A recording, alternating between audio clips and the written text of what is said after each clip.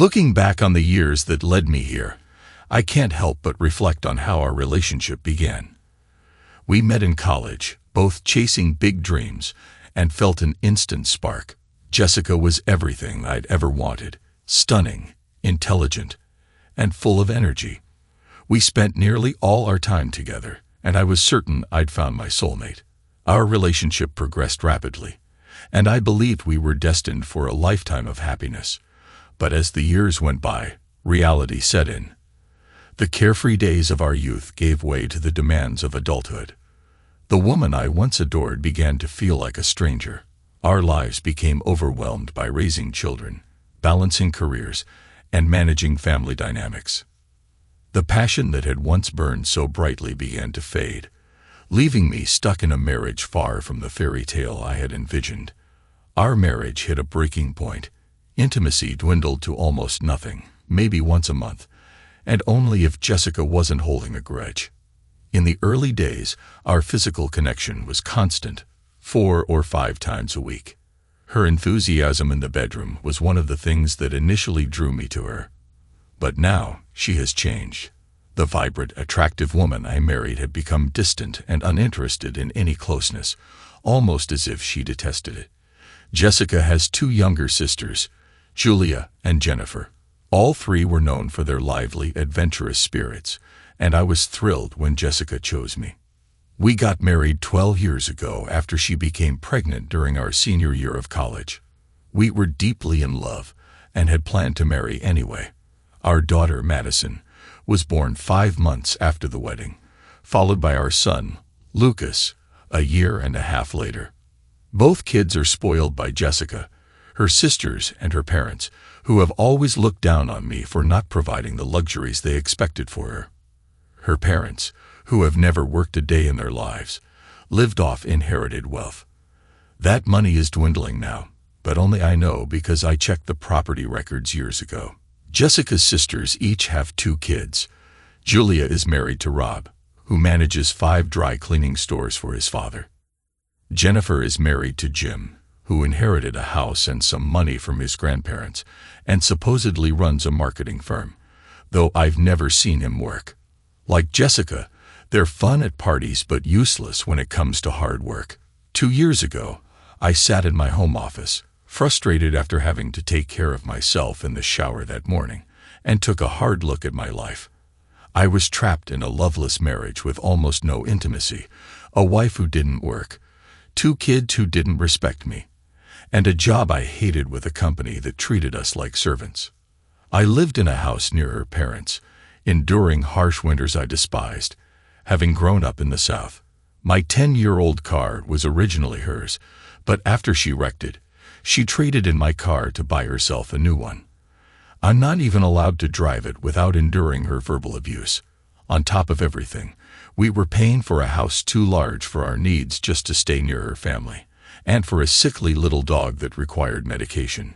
We had a maid come twice a week, because housework made Jessica too tired for intimacy, though the brief uptick and closeness after hiring the maid only lasted 2 months a decade ago. We also paid for a clubhouse and spa membership that she and her sisters used, but I never did, along with weekly expenses for her new clothes and hairstyling to maintain her social image. She and the kids took tennis lessons, though none of them ever played.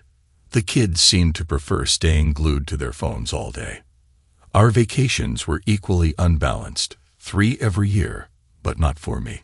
One was a winter ski trip with her family, which I couldn't enjoy due to a bad knee. Another was a shopping spree in a big city every spring.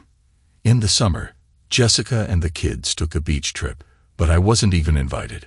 Holidays were always spent with her family, never mine.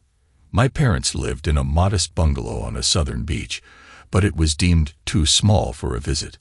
My in-laws, siblings-in-law, and their families constantly mocked me for lacking the inherited wealth that made their lives easy, despite my long hours of work to ensure Jessica and the kids lived comfortably. And, as if all of this weren't enough, Jessica was cheating on me. I didn't uncover this by chance. A few months before re-examining my life, I'd started to wonder why Jessica seemed so averse to intimacy. Either she'd lost interest or found it elsewhere, so I decided to investigate.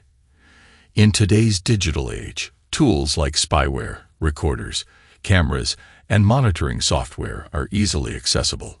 I began by placing a recorder in her car, powered by the car battery, and synced via Bluetooth to download recordings directly to my home computer. I installed discrete cameras in every room of the house except the kids' rooms and covered outdoor areas like the patio, pool, and garage. All the footage streamed to my PC. From the early recordings, I managed to figure out her phone passcode, which she'd kept hidden from me. At 3 a.m. one night, I accessed her phone and installed monitoring software to track her calls and messages. I even upgraded our internet to business class service, enabling me to access my home PC remotely. 2 weeks later, after everyone went to bed, I sat in my office and listened to a recording from her car. In it, I heard Jessica's voice clearly. "Can you meet this Thursday at my place? 10 works for me. I can't wait to ride you hard." The reply came just as plainly. "Me too, babe. Love you." Those words hit me like a ton of bricks. I immediately shut down my computer and took the dog for a walk, burning with anger. Though I had braced myself for the worst, hearing it still felt like a punch to the gut. However, I noticed I wasn't sad, just furious. The next morning, I accepted the grim reality of my life. An unfaithful life, and a world of one-sided sacrifices. I needed to escape this nightmare. First, I had to identify the man involved and gather irrefutable proof. I realized there was nothing useful on Jessica's primary phone. She must have been using a second one. After a late night at work, I searched her car and found a hidden phone secured with Velcro inside the air vent of the front console. Using the same passcode as her main phone, I installed monitoring software and put it back exactly as I found it. Then, I began reviewing the results. What I uncovered was staggering. 2 years' worth of deleted but recoverable messages. The texts revealed far more than I expected. Jessica and her sisters were comparing their lovers' performances and even discussing swapping partners. Her current fling was with our daughter Madison's soccer coach. Julia was chasing a grocery store clerk, though Jessica and Jennifer had warned her to avoid unmarried men. Their mother, apparently, had rules for cheating too. Jennifer was seeing a mechanic who, it turned out, had been with all 3 sisters, and their mother had been with them first. Jessica had also slept with Rob and Jim, but only occasionally, though her sisters encouraged her to keep them under control. I knew I needed an exit strategy. The following week, I played dumb while provoking arguments over small household issues, causing Jessica to snap at me. I made a mental note to repeat these fights periodically and moved into the guest room. A week later, I had a plan. I wanted to leave the marriage, quit my job, take all the money, avoid paying alimony, and relinquish custody of the kids since they had been ruined by Jessica's influence. I also wanted to hit my in-laws where it hurt and make Jessica suffer emotionally for as long as possible. Ultimately, I planned to start fresh and create a real family. I realized I had been foolish. Neither Jessica nor her family valued a hard-working, devoted husband. Her parents, sisters, and their husbands were toxic, selfish individuals who cared only about their own desires. I started crafting a strategy to expose her sisters, ruin their marriages, and use her parents to my advantage. It was time to take control. While visiting Julia for dinner, I secretly took close-up photos of 2 wall clocks, an alarm clock, and a smoke detector. I did the same at Jennifer's house, capturing images of 2 alarm clocks, 2 wall clocks, and a doorbell chime. At their mother's house, I photographed an alarm clock. At home, I had already replaced our smoke detectors with newer models a year earlier, primarily to stop Jessica's complaints. Finding a matching doorbell cover was tricky, but eBay came through. After installing hidden cameras in their homes, I hosted a pool party and invited everyone over. While they swam, I borrowed their keys and installed monitoring software on their phones, having already learned their passcodes from previous recordings. During the party, I accidentally dropped a bag of ice. Julia snapped. Are you completely useless? Go get more. Apologizing, I left. On the way, I stopped by their houses to finish installing wireless devices in their attics, connecting them to their home networks. I also copied their keys. After grabbing ice, I returned to the party, where Jennifer sarcastically remarked, "Took you long enough." I made up a story about a flat tire, but no one thanked me or showed any concern. 2 days later, I had my first major find. Video proof of Jennifer and the mechanic. The footage showed them rushing into her house, shedding clothes from the front door to the bedroom. There was no preamble, just immediate action. Afterward, he said he needed to leave before his wife became suspicious. Jennifer tried persuading him to stay for another round, but he declined, claiming he needed to save energy for his wife. As he left, he entered his phone code right in front of the camera. I noted it down and later installed monitoring software on his phone while they were occupied. Things escalated from there. The next day, I discovered Julia's lover was her uncle and her aunt was in on it, too.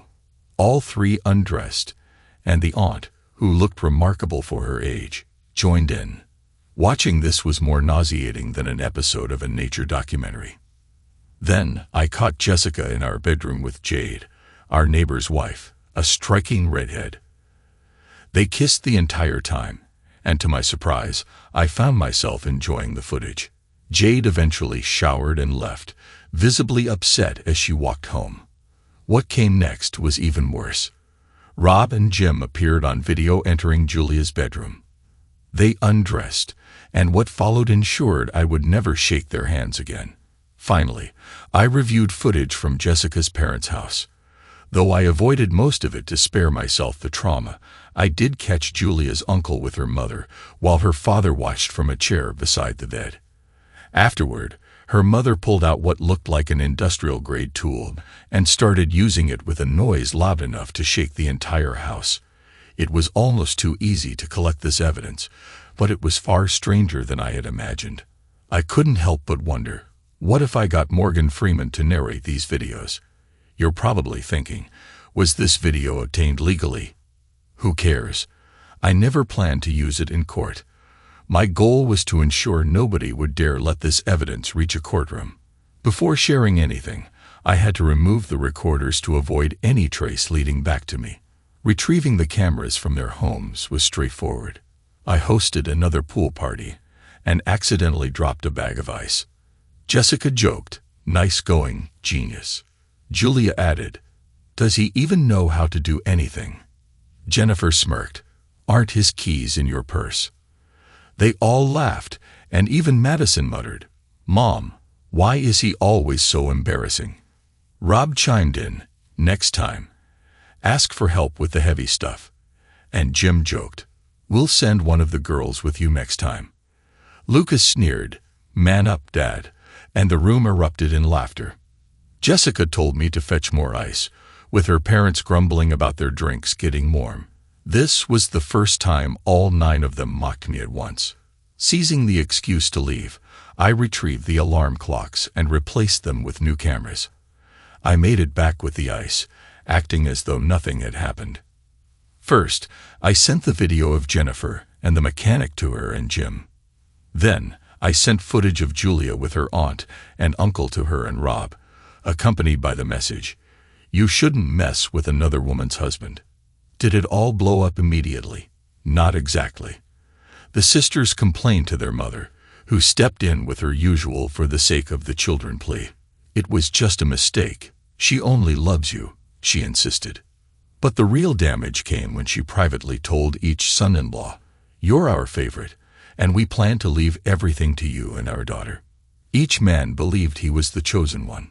To push them further, I sent Rob and Jim videos of their own indiscretions, with a note, "This will go public if you don't file for divorce within a year on grounds of infidelity. No man should stay married after what she did." While Rob and Jim grumbled about their wives' behavior, without mentioning the cheating, I casually told them, "I think your in-laws are broke. I heard they have a second mortgage, no properties left, no savings, and no social security." They never worked, so it makes sense. That was the final straw. Within a week, both Rob and Jim filed for divorce on grounds of infidelity, using the same attorney. My in-laws were devastated to learn how little wealth the two men actually had. Rob wasn't the big-shot manager he pretended to be. He was just an employee at his father's dry cleaning chain. His house and both cars belonged to the company. Jim was a much better. His small inheritance and trust fund were split in the divorce, with Jennifer getting 2/3. Their home, which everyone thought Jim owned, was still under his parents' name. He had told everyone he bought it when they retired, but in reality, his parents had let him live there under strict conditions. Jennifer begged Jim's parents to let her and the kids stay, but my mother-in-law ruined her chances by threatening to sue if they didn't allow them to live there for free. Jim's father shot back, "You can buy the house and gift it to your daughter," before hanging up. The house went on the market 2 days later. Jim, it turned out, never owned a marketing firm. He was fired from his first job out of college for harassment. A week later, my mother-in-law got into a public confrontation with the mechanic's wife. She confronted the woman in a coffee shop, blaming her for the incriminating videos, and slapped her. The mechanic's wife, with her baby and a stroller, retaliated by breaking my mother-in-law's nose. Security footage from the coffee shop and my mother-in-law's car caught the entire incident. While waiting for the police, the mechanic's wife asked, "Why would you think I sent the videos?" My mother-in-law, sneering despite her injuries, replied, "He said you weren't good in bed. Did you really think you could keep them all to yourself when we were more than willing to share?" I helped the mechanic's wife by sending her footage of Jennifer with the mechanic, along with his trophy pics and incriminating texts. The mechanic's marriage ended 3 months later. At a family gathering, a drunken Rob and Jim complained to me about their divorces. Jim admitted he married Jennifer, hoping her parents' wealth would reconcile him with his own, but now he had almost nothing left. Rob revealed that he married Julia, hoping to inherit his father's business, but was stuck managing a failing store. Worse, his father's new wife was pregnant, making him doubt he'd inherit anything. Jessica's sisters, too focused on marrying into wealth, had been deceived by their own ambition. They'd moved back in with their parents, who resented having them and their children around. My mother-in-law even complained, "Do we really have to put up with those two and their kids?" With the sisters divorced, my little hobby was paying off. Life at home improved slightly, and Jessica briefly praised me as the breadwinner, though it quickly became a joke. My mother-in-law, recovering from surgery, avoided interfering for a while. Her nose healed, crooked and noticeably larger, a small victory for me. Meanwhile, I grew increasingly resentful of my boss, David. As the company expanded, he became greedy and self-absorbed. Bonuses had dropped from $116,000 to less than $20,000, and inflation made each year feel worse. Inspired by my success, I expanded my surveillance to David's office, home, and his secretary Sophie's apartment. Rumors suggested they were having an affair, which I quickly confirmed. During a management meeting, I got a copy of Sophie's apartment key and installed cameras and monitoring software. The footage revealed that David and Sophie met every Thursday at her place. Sophie and I got along well at work, though unlike the other men, I wasn't intimidated by David or interested in Sophie romantically. Most of the women at the office avoided her, possibly out of jealousy. She dressed modestly in long skirts and oversized t-shirts, and her round face led many to assume she was overweight. The footage proved otherwise. Sophie was fit, worked out regularly, and wore minimal makeup. David, on the other hand, was a brief encounter, so watching their meetings didn't take long. After 4 weeks of gathering evidence, I resigned. Having built the company's software from the ground up, I decided to create a new sales module with predictive planning features for my own venture. I knew David would eventually need my help to finish his current projects. Conveniently, one of the oldest sections of the code became corrupted, and as luck would have it, the backups were mysteriously missing. A mistake by it. I started working from home, so my daily routine didn't change much. 2 weeks later, David was practically begging me to return. I negotiated a contract that doubled my previous hourly rate, meaning I could quadruple my old salary with overtime. I rewrote the corrupted code from memory, making improvements and adding new features the sales team had requested. Adjustments were needed for other modules to align with the updated one, but the enhancements made my sales module even better. Customers loved the updates, and both David's software and my new company's software gained significant success. After 30 days, my contract was extended indefinitely. The following week, Jessica received a letter from an attorney about a deceased relative.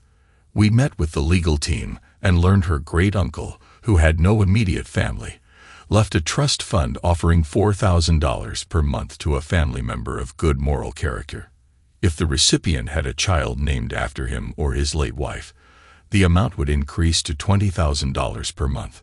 Since Jessica's sisters, Julia and Jennifer, were excluded due to their past behavior, the attorneys approached her. We signed the paperwork and received our first check. Jessica was thrilled and talked nonstop on the way home about quitting birth control and having another baby to secure the larger payout. Once we got home, I told her, "We need to talk." She was so giddy that she didn't notice my serious tone. At the kitchen table, I asked her to put her phone down. "I quit my job a year ago, and things haven't gone as planned," I confessed. "What? And you're just now telling me?" she exclaimed. "I started my own software company. It's working, but it's taking longer than expected." "Well, that doesn't matter now," she replied dismissively. "We have plenty of money, and more is coming." She jumped up to kiss me, but I stopped her. "I'm never going to have a close relationship with you again," I said calmly. Her face turned red with anger. "What did you just say?" "I'm never going to share that aspect of our relationship again." "Who do you think you are?" she screamed. I calmly pulled out my phone and played a video. "Remember when your sisters got those tapes from the mechanic's wife? We got one too. I deleted your copy so you'd never know, but I kept mine, just in case." Jessica froze, her eyes wide, mouth open, arms limp at her sides, as the video played. "I met with the mechanic's wife," I continued, "and begged her to let us reconcile. I explained that I allowed you to be with other people because I couldn't fulfill that need." For a brief moment, I saw a flicker of compassion in her eyes, but it quickly morphed into a calculating look. "That's in the past. What do you mean you won't share that aspect of our relationship?" she demanded. I raised my voice. "We haven't had that aspect in over a year. Why would I start now?" Jessica looked confused. "Because of the money, dear. $20,000 a month is a lot.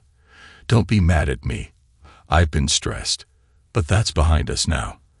Let's focus on our future and having a new baby." "No," I replied firmly. "You've treated me horribly since the day we got married." Her tone shifted immediately. "Listen, you worthless piece of garbage," she snarled. "We're going to share that aspect of our relationship and make a baby, or I'll divorce you." "Got it." She jabbed a finger at me. I just stared at her. "And I'm not sharing the $4,000 a month either," she added, trying to sound tough. I relaxed and said calmly, "Fine by me. I'm filing for divorce on the grounds of infidelity. Can you give me the number for the attorney we just met? They seemed competent. I'm sure they can recommend a good divorce lawyer." Jessica instantly deflated, realizing I had the upper hand. She sat down and said softly, "It was just a mistake. I don't love her. I only love you. Let's not throw away all the years we spent together. Lying and cheating, those were mistakes, right?" I asked. "Yes. I love you and want things back to how they were," she said earnestly. "I agree. Let's head to the bedroom now," I suggested. Her face lit up. "I knew you loved me." "I was lying," I said. Her smile vanished. "See how easily you believed me. Interesting being on the other side, isn't it? If you really loved me, you'd try to make this work." She shot back sharply. "You're right. I'll work harder on our relationship, I said, trying to ease the tension. Her tone softened. I knew you loved me. Want to make it up to me? No, I replied firmly. I'm never going to share that aspect of our relationship again. Jessica was stunned. But you just said you'd work harder. Yes, I did. I was lying, I said coldly. Jessica looked like she was about to cry. I love you with all my heart. Your kids love you. My sisters and parents think you're the best husband in the world, she said softly. I'm not sure I believe you. They were pretty disrespectful the other day, I replied. That's not true. They were just kidding. Let's have a party this weekend so you can see how much everyone adores you, she suggested. That sounds fun. Will Rob and Jim be there too? I asked, feigning interest. Yes, the whole family will be there, she confirmed. Saturday afternoon. Perfect, she said, though suspicion crept into her voice. You're not lying again, are you? No. Having everyone over will be memorable, I reassured her. Jessica hugged me and kissed the top of my head. Lucky me. I had been sleeping in the guest room for over a year and had installed a deadbolt on the door. Around 5 a.m., I heard an alarm go off, and someone tried to pick the lock. The deadbolt held. Jessica called her relatives to invite them to the party. Listening in was hilarious. She had to brag Julia and Jennifer with some of the $4,000 to get them to come. Rob and Jim were easy. She promised favors if they showed up. Her parents only agreed when they heard about the $20,000 payout. Her father was already scheming with Jessica about how to cut me out of the money after the baby arrived. What hurt the most was seeing Jessica having to convince Madison and Lucas, our own children, to act kindly toward me. She brought up money, and they begrudgingly agreed. Impressed by their attitude, she threatened to cut off their allowance, confiscate their phones and computers, and cancel any plans for future cars if they messed up. They quickly promised to be the perfect children for their dad. But don't worry, it didn't sting much. 7 years ago, I'd already started viewing them as bitter stepchildren, considering how they treated me and the non-existent authority I held over them. You'd have thought I won the lottery. Everyone at the party was excessively nice, though their fake smiles and clenched jaws betrayed their feelings. I played along, remaining polite and even complimenting my kids on their improved behavior, which frankly was so good it didn't seem like they were mine. I casually mentioned to Jennifer that I'd bumped into her boss leaving a downtown hotel, which made her noticeably uneasy, likely because she'd just been with him. He's married with 4 kids, but Jennifer's always been angling for someone wealthier. Later, I found Rob and Jim by the bar and asked about their social lives as newly single men. When they mentioned a particular club, I scowled and remarked that I'd heard it's a place where divorced men get drunk and taken advantage of. Both went pale. They knew I'd bugged their new apartment. Turning to Jessica's father, I remarked that I thought I saw him and his brother dining with someone named Anley at a restaurant. My mother-in-law's glare could have melted steel. I knew Anley was a transgender woman they'd met at a hotel later that evening. Jessica's father suddenly needed a refill, despite his glass being full. Apparently, he'd omitted those details in conversations with his wife. Finally, I was alone with my mother-in-law by the pool. No one dared interrupt. I remarked on how nice it was to see everyone together again. She commented that it was good Robin and Jim had remained friends and were now roommates after their divorces, though her tone suggested she suspected their relationship might be more than platonic. Don't worry about Juliet and Jennifer, I said. They'll bounce back, though raising 2 kids while working as a waitress and secretary won't leave much time for romance. They've got at least 10 more years before the grandkids are out of your house. Her eyes narrowed. I casually mentioned how well Madison and Lucas were doing in school and suggested hosting a pool party to inspire them. She absent-mindedly agreed, forgetting her pool had been drained years ago to save money. Then I brought up seeing her husband and his brother laughing and dining with her niece at a hotel restaurant. I showed her a carefully edited photo, removing the high heels under the table and raising a napkin in her husband's lap. She stared at it for nearly a minute before quietly asking me to send it to her, seething with anger. As I glanced around, I noticed everyone watching us. My normally loud and domineering mother-in-law was silent, a first in her life. "So I guess Jessica told you about her little windfall," I said. "Yes," she replied. "It's a wonderful opportunity for you two to get ahead. You should consider having another baby to secure your financial future, especially given your job situation." Her tone was laced with manipulation. "Well, Jessica and I have had some marital issues. We'll see if we can work through them," I replied. "She loves you, and it's a lot of money," she said, practically salivating. "I hope you'll encourage her to do whatever it takes to make our marriage work," I added with a sneer. Her expression sharpened. "Don't take too long. She has other options." I leaned back. "Other options? Well, her sisters can't help. Infidelity is off the table for them.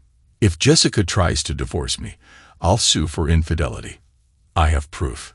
If she gets pregnant by someone else, a DNA test will expose it. And I've already secured an attorney with all the evidence. Any lawsuit will cut off any money going to the plaintiff." So, what were these other options? My mother-in-law was speechless, her mouth hanging open. Everyone at the party was staring, confused. I smiled as she struggled for words. Finally, she asked, "Can you get me another soda, please?" I took her glass and headed to the kitchen.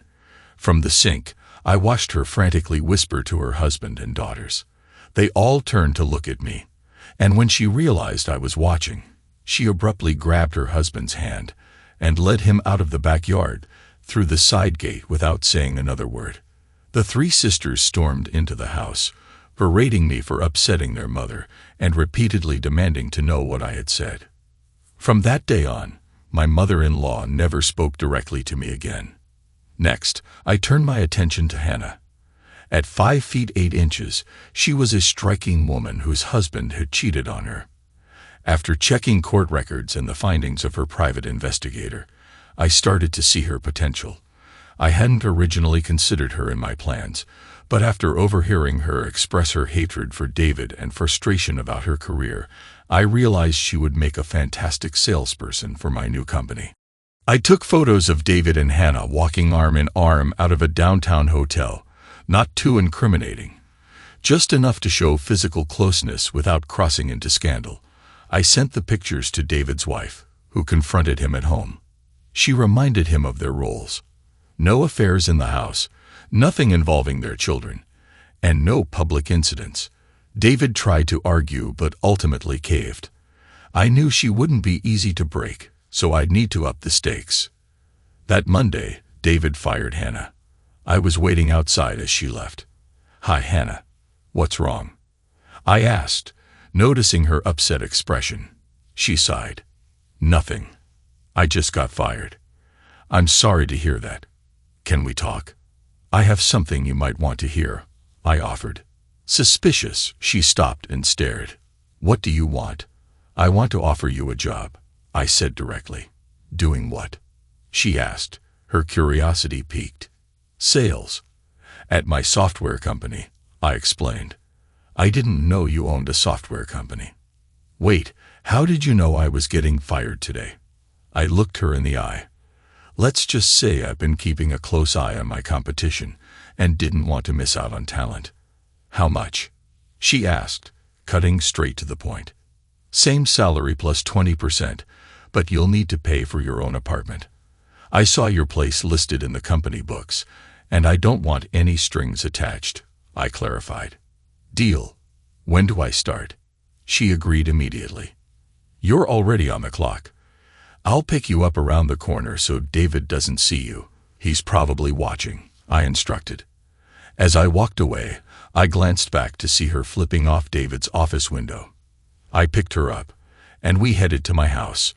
On the way to my house, I opened up to Hannah about my marriage. When I mentioned that I hadn't been close with Jessica in 2 years, Hannah looked shocked. "Are you joking?" she asked.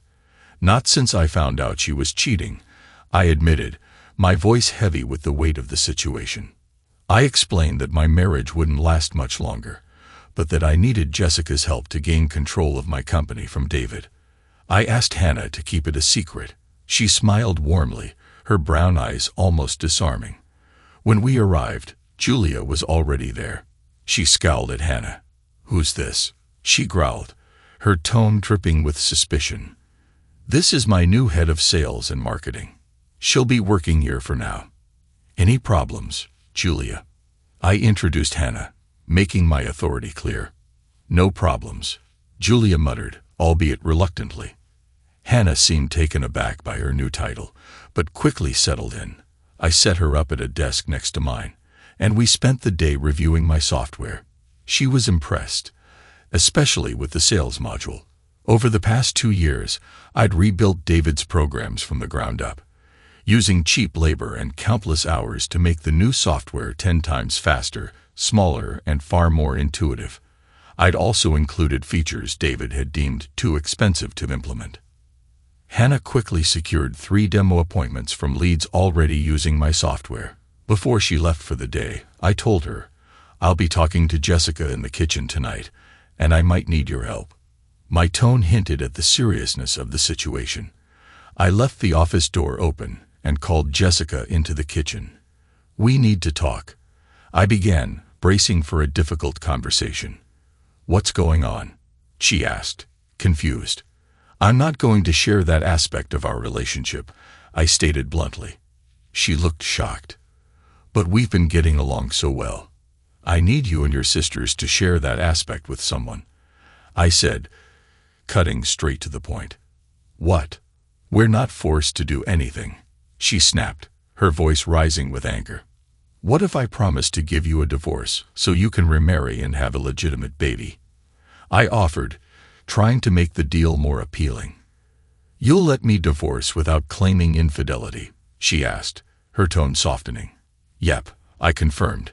Jessica smiled. "Who do we have to share that aspect with?" she asked, now more cooperative. "My boss, David. I need you and your sisters to meet him in a hotel room tonight," I instructed. "We can't do it tonight. How about tomorrow?" she suggested, trying to negotiate. "No, it has to be tonight. He just dumped his girlfriend and will be looking for a rebound," I insisted firmly. "Okay, but who's watching the kids?" she asked pragmatically. "Hannah and I will," I reassured her. Jessica hesitated, glancing at me suspiciously. I pulled a new purse from under the table. "I have a gift for you," I said, diverting her attention. I pointed to the black buttons on the purse. "These are cameras. Just made sure nothing blocks the view." Jessica frowned. "I'm not sure I'm comfortable being recorded," she admitted uneasily. "I have weeks of videos of you with other people," I said bluntly. "The tape of you with Rob and Jim is over 2 hours long. I've got days of footage of you and Jade in our bed. Don't tell me you're shy now." Jessica's face fell. "You have videos of me with Rob, Jim, and Jade," she whispered, the weight of the situation sinking in. "Yep, and many more," I replied without hesitation. "If I do this, will you destroy all the recordings?" she asked, a glimmer of hope in her voice. "Absolutely. Do this for me and they're gone," I promised. Jessica smiled again, though it was clear she had little choice. "Okay, let's do this," she agreed, her voice steady as she committed to the plan.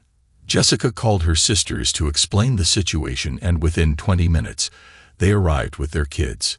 They were all dressed in the skimpiest outfits I'd ever seen, and I didn't even know Jessica owned anything like that. But when you offer free babysitting, drinks, a hotel suite, and a new partner, how else would they react? Once alone with the sisters on the porch, I showed them a picture of David. "I want you to wear him out," I instructed. Their eager smiles told me they were on board. After they left, Hannah and I settled the kids in front of the TV and went to the office to monitor the situation. I started explaining more of my plan, but Hannah waved me off. "No need. From what I've seen and heard, David deserves whatever's coming," she said firmly. The sisters arrived at the lounge before David. I told Jessica to leave her purse on the table so I could monitor through the cameras. David eventually showed up with Nancy from work. Hannah cursed under her breath. She didn't waste any time, did she? Hannah snapped a picture of David and Nancy at the bar and sent it to Nancy's boyfriend, Glenn, with a quick call implying trouble. Within minutes, Nancy was crying and running out of the lounge, leaving David confused. Jessica saw the moment. "Forget her, David," she shouted across the bar. Soon, David joined the sisters at their table, and before long, they headed to a hotel suite. In the suite, the sisters quickly undressed, followed by David. What ensued was chaotic. After 25 minutes, I found myself unusually flustered and glanced at Hannah, who was visibly the same. I apologized and offered to stop watching, but Hannah suddenly left the room. Thinking I'd offended her, I was surprised when she returned, locking the door behind her. "The kids are asleep. I need you," she said. After 2 years without intimacy, I wasn't going to refuse. We hooked up, and then resumed watching the video. "They might actually screw in the death," I joked. "Nice way to go," Hannah replied. Usually, David's a one-and-done guy. Did you see Jessica given to medication?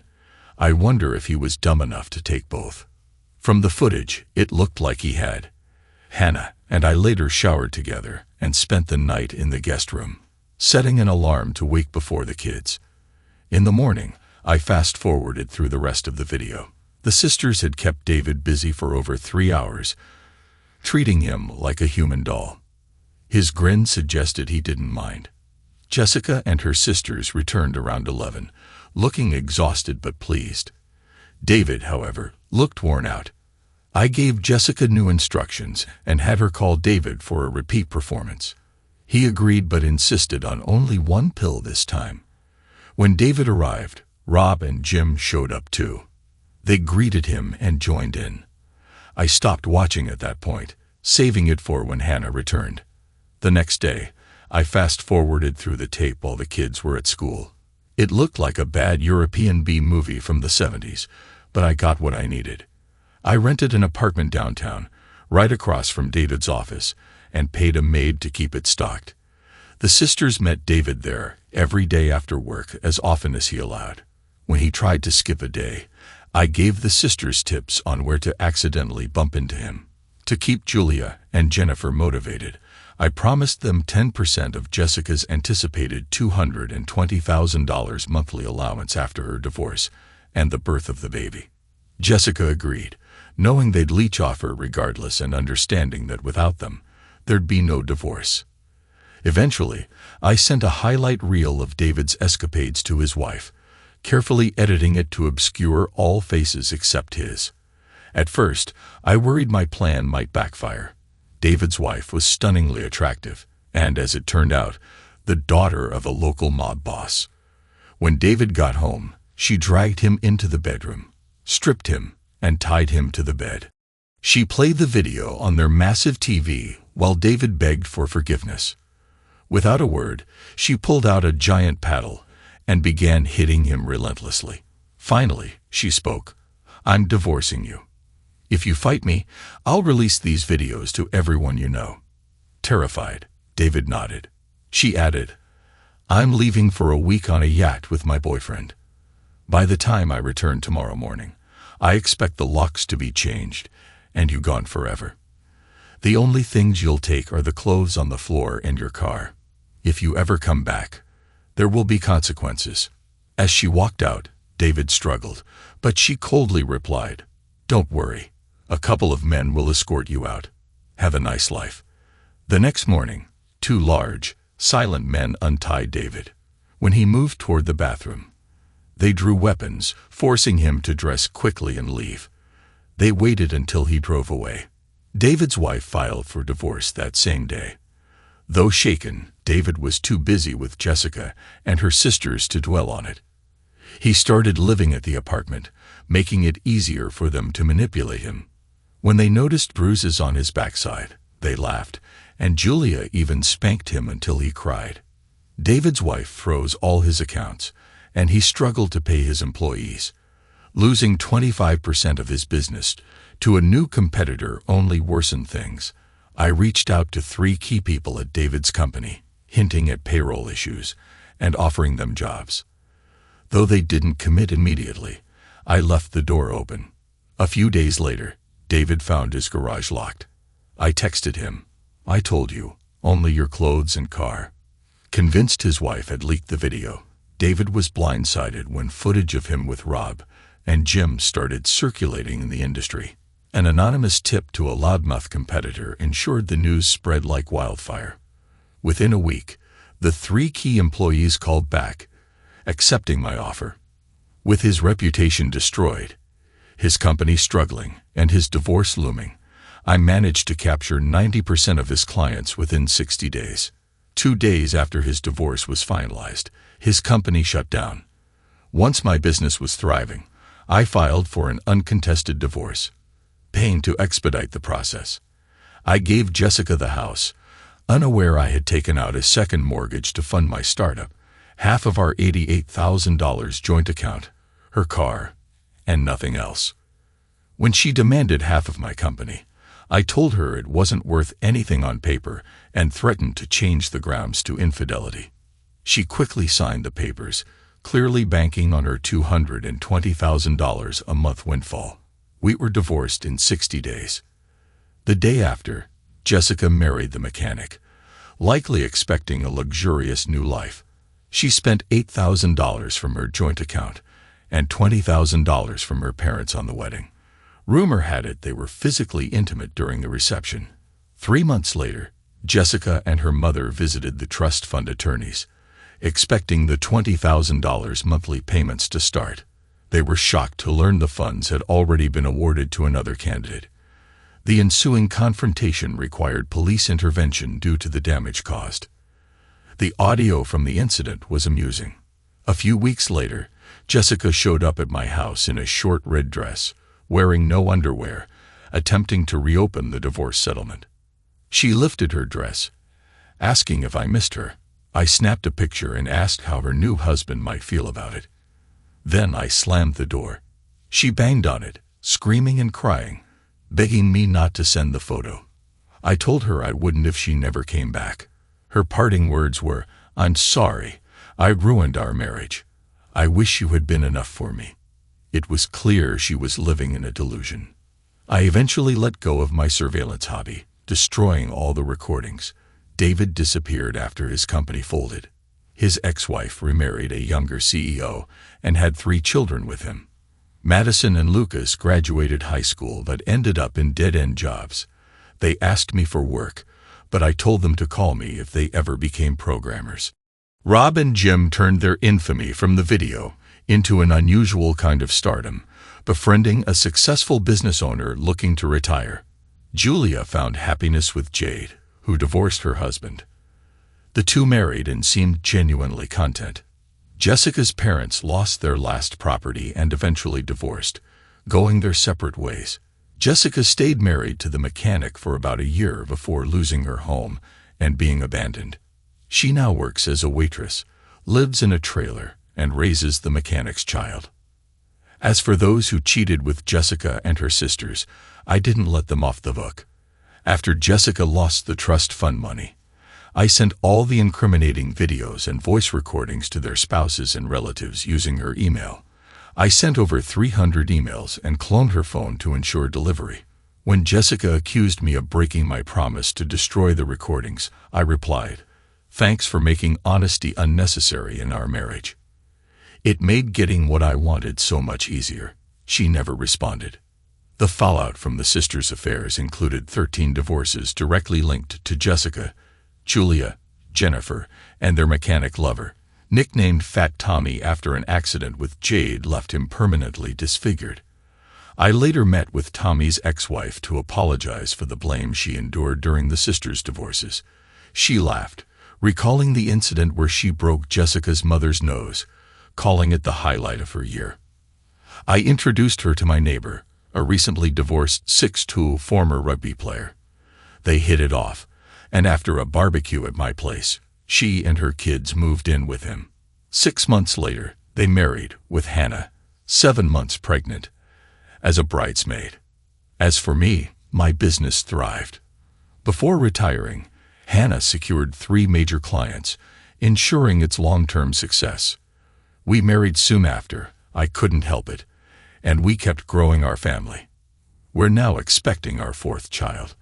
We moved to a beachfront property near my parents, where it's warm 300 days a year. The house is modest, but the large back deck and our 3 huge dogs make it perfect.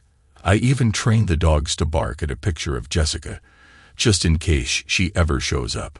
Before we married, I showed Hannah all the details of my surveillance hobby. She laughed and said, "Good thing I've got nothing to hide." A perfect response. And yes, as you've probably guessed, I was the executor of Jessica's great-uncle's trust. I closed it to reclaim my money and start my new life.